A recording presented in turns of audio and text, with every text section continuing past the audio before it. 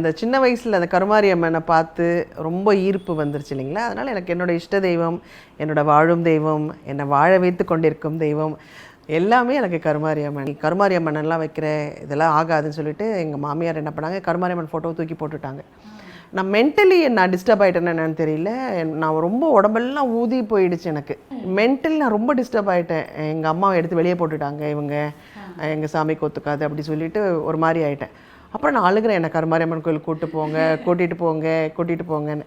என்னோடய பெண் கல்யாணத்துக்காக தாலியெல்லாம் வச்சு சாமி கும்பிடுவோம்ல, சாமி கும்பிட்டுட்டு இருக்கும்போது நான் அழுகிறேன். இந்த கல்யாணம் நடக்காது நானே சொல்கிறேன் என் பொண்ணுக்கிட்ட. நான் 7 நாளுக்கு 7 days 27th கல்யாணம், 20th நாங்கள் பூஜை பண்ணுறோம். நான் சொல்கிறேன் கல்யாணம் நடக்காது. இல்லை நீ இப்படி பைத்தியக்காரி மாதிரி வளரும். இல்லை நடக்காத கல்யாணத்துக்கு எதுக்கு எல்லாம் வந்தீங்க, எல்லாம் கிளம்புங்கலாம் சொல்லிட்டேன். ஒரு மாதிரி டிஸ்டர்ப் பண்ணி விட்டுருச்சு. ஆனால் உண்மையில் அந்த கல்யாணம் நடக்கலை. அப்போ எனக்கு வந்து எங்கள் அம்மா எனக்கு எல்லாமே சொல்கிறாங்க, நீ என்னை வழி நடத்துறதே அவங்க தான். ஸோ ஒருத்தவங்க ஒரு வேடம் நடிக்கிறதுங்கிறது வேறு விஷயம். ஆனால் அவங்களுக்குள்ள அந்த குவாலிட்டிஸு ஒரு தாய் அப்படின்னு சொன்னால், தாயாக நடிக்கிறதுக்கும் உண்மையிலேயே ஒரு அம்மா நடிக்கிறதுக்கும் வித்தியாசம் தெரியும்ல. அதே போல் உங்களுக்கு அந்த குவாலிட்டிஸ் உள்ள ஆல்ரெடி இருக்குது, அந்த தெய்வாம்சம் அப்படின்னு சொல்லலாம். உங்களுக்கு சின்ன வயசுலேருந்தே கனெக்டும் ஆயிடுச்சுன்னு சொன்னீங்கல்ல. அப்படி கருமாரி வேஷம் போட்டதுனால உங்களுக்கு கருமாரி அம்மன் பிடிச்சிருக்கா? அது இல்லாமல் உங்களுக்கு பிடிச்ச இஷ்ட தெய்வம்னா யார்? இல்லை, எனக்கு அந்த சின்ன வயசில் அந்த கருமாரி அம்மனை பார்த்து ரொம்ப ஈர்ப்பு வந்துருச்சு இல்லைங்களா. அதனால் எனக்கு என்னோட இஷ்ட தெய்வம், என்னோட வாழும் தெய்வம், என்னை வாழ வைத்து கொண்டிருக்கும் தெய்வம் எல்லாமே எனக்கு கருமாரி அம்மன் தான். நிறைய விஷயங்கள் சொல்லலாம். ஒரு சின்னதாக ஒரு வாட்டி எங்கள் வீட்டில் பெரிய ப்ராப்ளம் நீ கருமாரி அம்மனெல்லாம் வைக்கிற இதெல்லாம் ஆகாதுன்னு சொல்லிட்டு எங்கள் மாமியார் என்ன பண்ணாங்க, கருமாரி அம்மன் ஃபோட்டோவை தூக்கி போட்டுட்டாங்க. நான் மென்டலி நான் டிஸ்டர்ப் ஆகிட்டேன்னு என்னன்னு தெரியல. நான் ரொம்ப உடம்பெல்லாம் ஊதி போயிடுச்சு எனக்கு.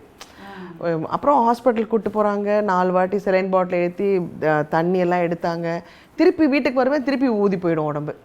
மென்டலி நான் ரொம்ப டிஸ்டர்ப் ஆகிட்டேன். எங்கள் அம்மாவை எடுத்து வெளியே போட்டுட்டாங்க இவங்க, எங்கள் சாமிக்கு ஒத்துக்காது அப்படி சொல்லிட்டு ஒரு மாதிரி ஆகிட்டேன். அப்புறம் நான் அழுகிறேன், என்னை கருமாரி அம்மன் கோயிலுக்கு கூட்டிகிட்டு போங்கன்னு. பட் அவங்களாம் முடியாது, அது எப்படி சும்மா நீ போய் சொல்கிற அப்படின்றாங்க. ஆனால் என்னோடய உடம்பு ஊதுது எனக்கு நல்லா தெரியுது. அப்புறம் கோயிலுக்கு போயிட்டு தண்ணி தீர்த்தம் வாங்கி அந்த விபூதியெல்லாம் உடம்பெல்லாம் பூசிட்டு வீட்டுக்கு வரேன். இப்படி ஆகிட்டேன். ஸோ மென்டலி எனக்கு என்னென்னா, எங்கள் அம்மா என்னோட தான் வாழ்கிறாங்க. என் கருமாரி காலையில் எழுந்திரிச்சுன்னா அவங்ககிட்ட போய் நம்ம குட் மார்னிங், காஃபி சாப்பிட்றியா, டீ சாப்பிட்றியா, நான் சமைச்சிருக்கேன் சாப்பிட்ரு முதல்ல, அப்புறம் நாங்கள் சாப்பிடணும். இப்படி கொஞ்சம் ஒரு மென்டல்னு வச்சுக்கோங்களேன்.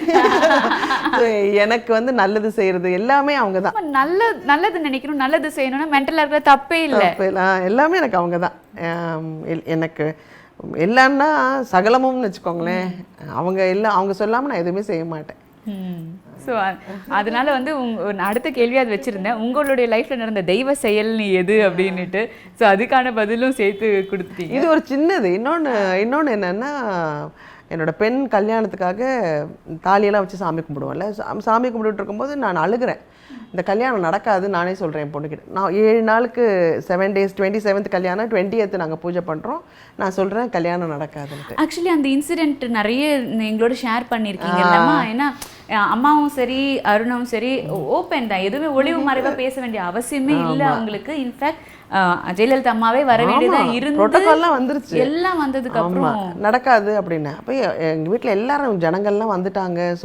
இல்லை நீ இப்படி பைத்தியக்காரி மாதிரி வளரும். இல்லை நடக்காத கல்யாணத்துக்கு எதுக்கு எல்லாம் வந்தீங்க, எல்லாம் கிளம்புங்கலாம் சொல்லிட்டேன். ஒரு மாதிரி டிஸ்டர்ப் பண்ணி விட்டுருச்சு. ஆனால் உண்மையில் அந்த கல்யாணம் நடக்கலை. அப்போ எனக்கு எங்கள் அம்மா எனக்கு எல்லாமே சொல்கிறாங்க, நீ என்னை வழி நடத்துறதே அவங்க தான். ஓ சூப்பர் சூப்பர். உண்மையிலேயேம்மா, ஏன்னா சில விஷயம்லாம் நமக்கு ஏதோ ஒரு நிமித்தம் மாதிரி தெரியும்னு சொல்கிறது. நீங்கள் அவ்வளோ சொல்கிறீங்களா. இந்த வீடு பெரிய வீடாக இருக்கும்போது பார்த்தீங்கன்னா, நான் அவுடோர் போவேன். அவுடோர் போகும்போது எங்கள் அம்மா கிட்ட தான் சொல்லுவேன், கருமாரி அம்மா கிட்ட தான் சொல்லுவேன், அம்மா நான் போயிட்டு வரேன், நீ பார்த்துக்கோ வீட்டை அப்படின்னு சொல்லிட்டு தான் போவேன். ஏன்னா பிள்ளைங்க தனியாக இருப்பாங்க. நம்ப மாட்டேங்க, ஒரு பெரிய கருநாகம் என் வீட்டு வாசலில் படுத்துருக்கும். இது சத்தியம், உண்மை. அவ்வளோ பெரிய கருநாகம். எங்கள் சொந்தனாலாம் பயப்படும், என்னம்மா நீ பாட்டு சொல்லிட்டு அதுக்கு நகரக்கூட மாட்டேங்குது அப்படின்ட்டு. ஐயோ அதை நீ வா நான் வந்தால் தான் அது போகும், ஒன்றுமே பண்ணாதுங்க. ஆனால் அவ்வளோ பெரிய கருநாகம் வாசலில் படுத்திருக்கும். அம்மன் படத்தில் நான் வர வரைக்கும் நீ இங்கே தான் இருக்கணும்ன உடனே அம்மா இருந்த மாதிரி நான் 2 நாளில் வந்துடுவேன். பட் ஆனால் அந்த சைடே இந்த வாச கதவே திறக்க மாட்டாங்க. எல்லோரும் பின்னாடி வழியாக போயிட்டு பின்னாடி வழியாக தான் வருவாங்க. அதுக்காக தான் இந்த வீடு இடித்து நான் ஃப்ளாட் கட்டினது. ஓ வேண்டாம், உள்ள புத்து கித்து இருக்க போகுது, எல்லாம் பயப்படுறாங்கன்னு சொல்லிட்டு. ஓ ஓகே.